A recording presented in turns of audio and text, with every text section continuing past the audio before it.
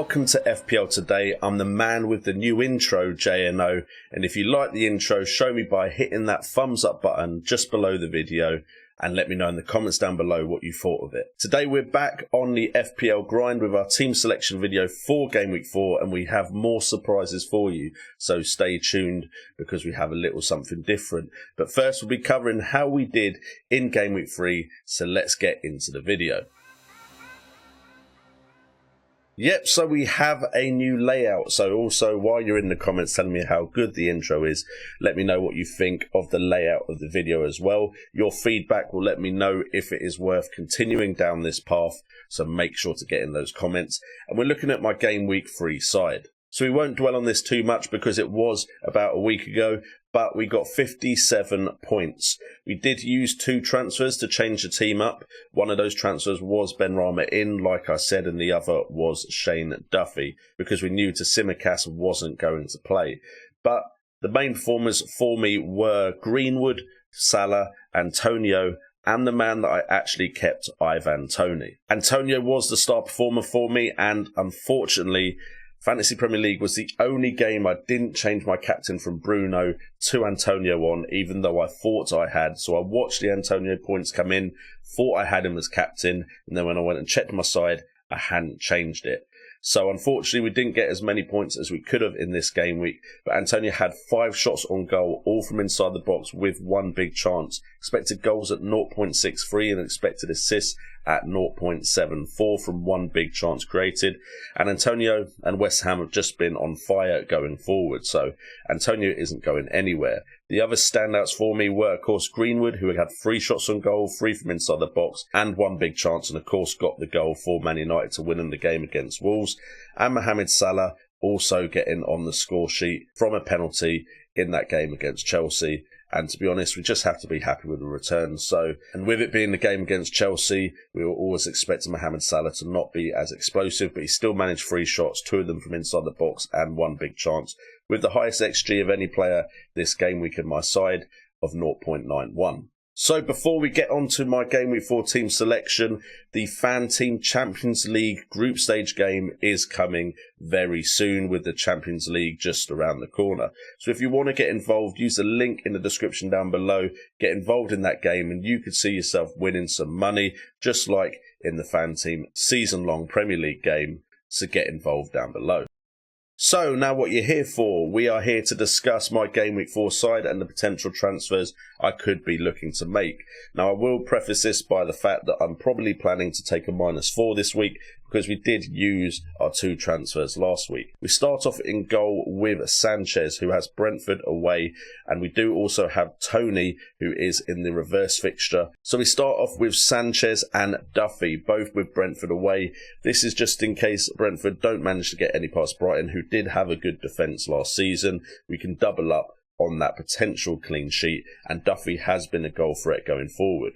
Duffy is joined in defence by, of course, Trent Alexander-Arnold, who to me has looked fantastic so far this season and seems to be kind of drifting into a midfield role for Liverpool every now and again when he gets forward. So I'm hoping that that will increase his goal output this season. Shaw with Newcastle at home is another one where I'm hoping for the clean sheet, and Luke Shaw has shown internationally why he was such a good option at the start of this season. We're just hoping he can do it in the Premier League. Then we move on to the midfield, and it is a familiar midfield 5 with Rafinha with Liverpool at home. Hopefully Leeds will play one of their open flowing attacking games, and Leeds can get some goals as well as Liverpool, and then of course hopefully Trent gets some attacking points as well. But this could be a very interesting game with a lot of points available to us. We've got Benrahma with Southampton away. Hopefully West Ham continue their goal scoring form and Benrahma gets back in amongst it, because of course last week when I brought him in he wasn't amongst the points. Greenwood has been so consistent, but we are concerned now with Ronaldo coming in about Greenwood's starting position in that Man United side. So that is a wait and see, and potentially we could use that money to go in on someone else, potentially a Chelsea midfielder. Then we've got Salah and Fernandes. Of course, Fernandes now not as exciting an option for a lot of people because of Ronaldo coming in, but he has Newcastle at home, which is a decent fixture. So at the moment he has my captaincy armband, despite the disappointments of last week. And Salah with Leeds away, again, he could be a definite captaincy candidate because we know that Leeds don't necessarily sit back against the big teams. Then finally up front we have Antonio and Tony. Hampton away, we're hoping he carries on his ridiculous start to the season. And Tony, now that he's on the score sheet, maybe the fact that I held him means I get to benefit from his points when I know a lot of people, at least around me rank-wise, did move off. On the bench, it's not too interesting. We've got Steele, of course, the backup Brighton goalkeeper. Amati with Man City at home is not likely to get into my starting 11. And we have to look at how Ben White is doing because he has Norwich at home. That being said, Arsenal don't look likely to keep clean sheets against anyone. And then we have the issue of Obafemi on the bench. He has West Ham at home, but Obafemi has made a move and is now no longer available in the Fantasy Premier League. So that is something we will have to fix at some point in the future. So as for the moves I'm planning to make, the easiest way for me to get to Ronaldo, who is the player I want for the next couple of game weeks at least, is to downgrade Bruno Fernandes, because that will get me the money very quickly. Now, Ronaldo would come in for Ivan Toney, although that isn't ideal for me. It would be better if he could come in for Obafemi, but that would mean downgrading further than I'm really comfortable downgrading Bruno Fernandes to.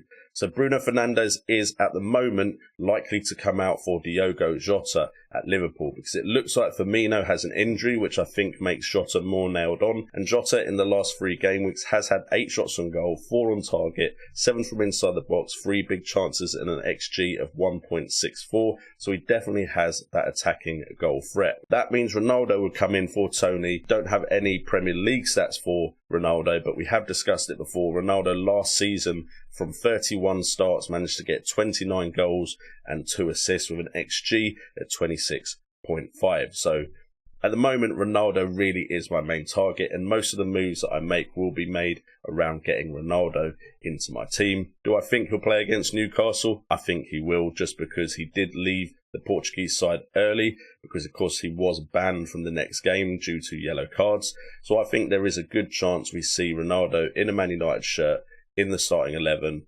come game week 4. Anyway guys, that is it for this video. So if you have enjoyed it, please do hit that like button, subscribe and hit that notification bell. Hitting the like button will show me how much you've enjoyed this video, which will be great feedback for this new layout. So really would appreciate you getting involved with that. You can also hit the dislike button if you prefer the old format that we had. Also check out Fanteam in the link below, top link in the description. If you want to get involved in the Champions League game, potentially you haven't had the greatest start to the Fantasy Premier League and you want to get involved in a different fantasy game, that is there for you to get involved in. I've been JNO, this has been FPL Today, and remember, it's all about the game.